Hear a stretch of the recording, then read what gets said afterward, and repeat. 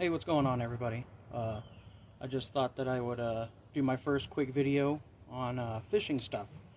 It's spring now, and we're just getting into that kind of weather where, you know, the bass and the crappie and everything are coming up. They're hungry, long winter, you know. And this channel mostly focuses on budget, you know, kind of mix between budget and, you know, buying something that is going to last a while, because I mean, come on, only the rich people can afford to keep buying the same thing over and over. So, you know, I try to find that happy medium of something that's going to work for a good period of time, and at least get your money's worth at the very least. So let's turn this over and let's start getting started here. We got all this is from Walmart. Everything comes from Walmart. Everyone's got a Walmart. It's easy to get to. This little Zebco slingshot.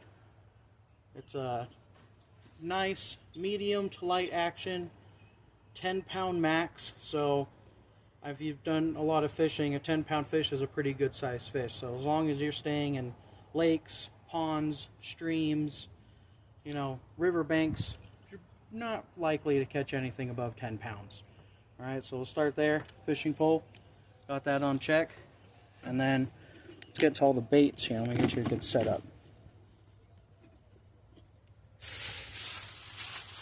Alright, so I think out of all the things to get when you buy a budget rod at Walmart, or really anything that, you know, isn't a real good high class thing, is buy different fishing line. You know, any fishing line will do. I like the SOS. It comes in 2 pounds, 4 pound, and 6 pound. And they're just, it's a great company. They make great line. I've never had a problem with, you know, SOS line ever. So if you can get SOS line, that's what I would get. And hooks. Fishing any creeks, any ponds, you know, any lakes. You know, these hooks right here, the 12s, the 10s, and the 7s. And then, you know, if you had a little more, I'd probably get like a 6 or a 4. Any of those are absolutely great for any kind of fishing. And let's see here. Bobbers. Bobbers, as far as, you know, ponds, creeks, trying to get above, you know, anything that's in the water that could snag your line. If you got trees down there or any kind of, you know, infrastructure at all and you're trying to get above them, bobbers are the way to go. There are, you know, traditionally there are about 3 different types of bobbers. There are the round circular bobbers that everybody's familiar with. You know, I don't particularly like the cheap plastic ones. They always fill up with water. I like these ones right here. They got a little weight at the bottom to keep everything steady. It's got, you know, the traditional hook at the top there that you wrap your line around, and the bottom. They sit well, they float, they don't fill up with water. You know, these are a good classic bobber. They work every time. I think my second favorite is those. These are definitely by far my favorite type of bobber. These little guys right here. It's just a little slip bobber. The line goes right there at the bottom. I don't know if you guys can see that. Probably not. My camera's not the greatest, but there's a little hook inside right here. And you wrap your line around that little hook. Spring goes over your line. You throw your line in, and it sits top. Super sensitive. Any kind of small fish, crappie especially, have a bite where they kind of come up on the bite. Instead of pulling, they kind of come up and they try to pull away from it. So any movement coming out of this is pretty sensitive, so you'll know if you got yourself a bite. Stringer. Can't go wrong with a stringer. It doesn't matter if it's old traditional style stringer like this one, or you know, if you're getting the metal ones with the hooks on them, or the fish bag, you know, or basket. Any will do. If you're catching fish, you know, you're going to need something to hold on to them. And you can use a tree branch. That works just as well. Let's see here. Oh yeah, sinkers. Let's get into sinkers. That's a whole other, you know, whole other thing. But these are what I refer to as slip sinkers. They got the egg style and they got the cones. These are really nice for doing bottom rigs, trying to fish on the bottom. These little guys right here. You make sure that the cone, the pointy part, is sticking above the line, and the bottom part is going toward the hook. So when you pull on it, it's, you know, got the aerodynamics and, you know, goes with it instead of against it. Bottom rig, slip knot. The traditional style of sinker that a lot of people, you know, kind of think of is this. Little egg weight styles. You know, they also come in just all lead instead of having the little spin here. I like these because it kind of keeps your line from getting twisted up. You know, too much play. It really can help you keep your rat's nests out of your line. Third kind, split shots. These are pretty small. They might be hard to see. All the fishing that I'm going to do here, hopefully soon with this rod that I showed you, is all going to be kind of in town, ponds, creeks, little rivers. These little guys right here are little split shots. They go right over your line. They clip in, and you know, you just toss them out. They're great. They're wonderful. Funny enough, this one actually doesn't have an opening. It's just a big circle. Oh. Got a dud. Could you believe that? Walmart sold me a dud. There we go. Little slit on the top right there. I don't know if it'll focus in to see that, but there's a little slit. Put your line through it. Most of you know what I'm talking about. You'll figure it out. Alright. I think these are just as crucial as the hooks and the sinkers, are swivels. Man, these will save you so much time and effort and anger. You know, I don't know. You go out there and you're doing some fishing, and then your line bunches up on you when you're trying to throw it out. It's just an absolute nightmare. Could ruin your whole fishing trip, really. These little guys right here, they come in many different forms. They come in this little clip style, or they have some where it's just this little metal bit. Both work great.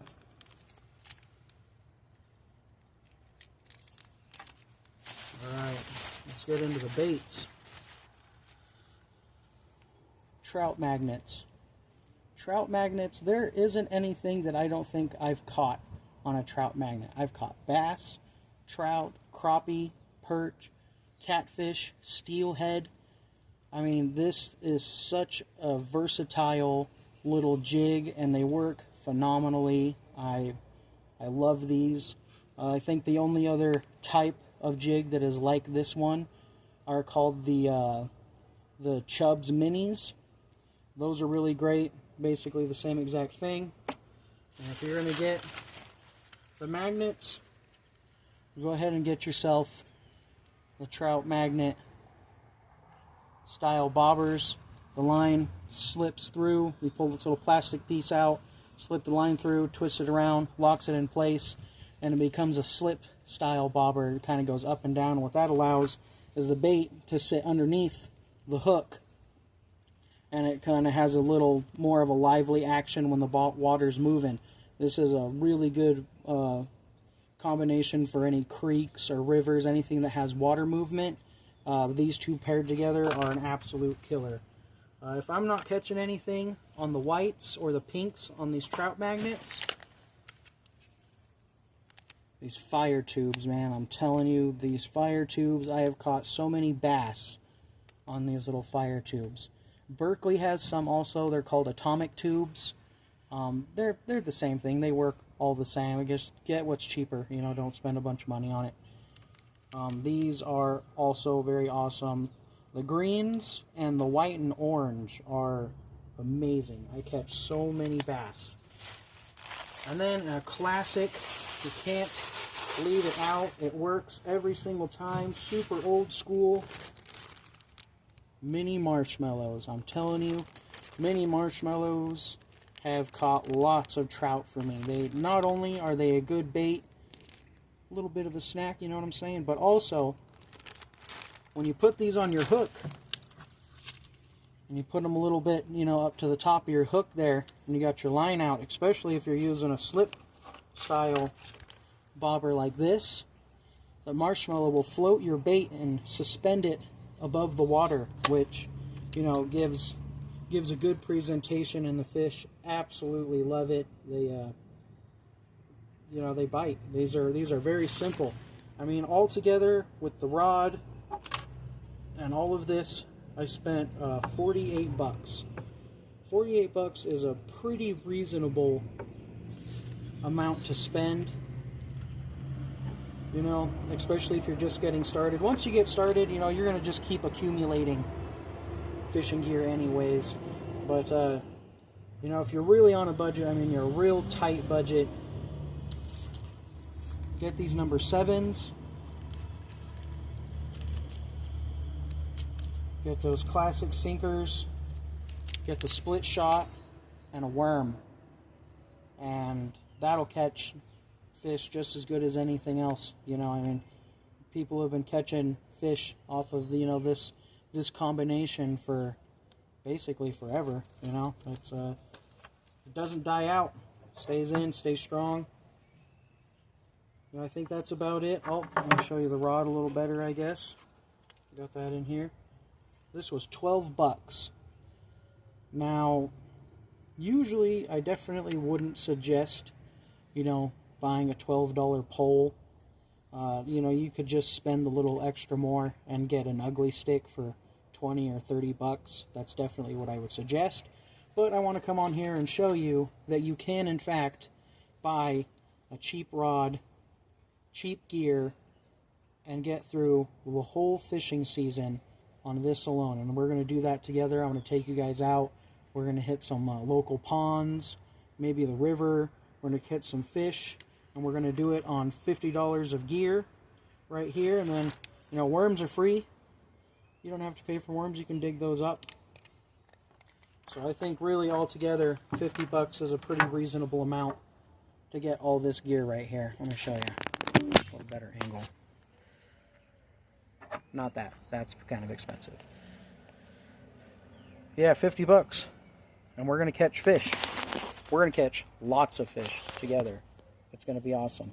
Right, well, that's everything. Hey, this is Low Cost Boss 94. It's at the bottom. You know what to do. Catch you later.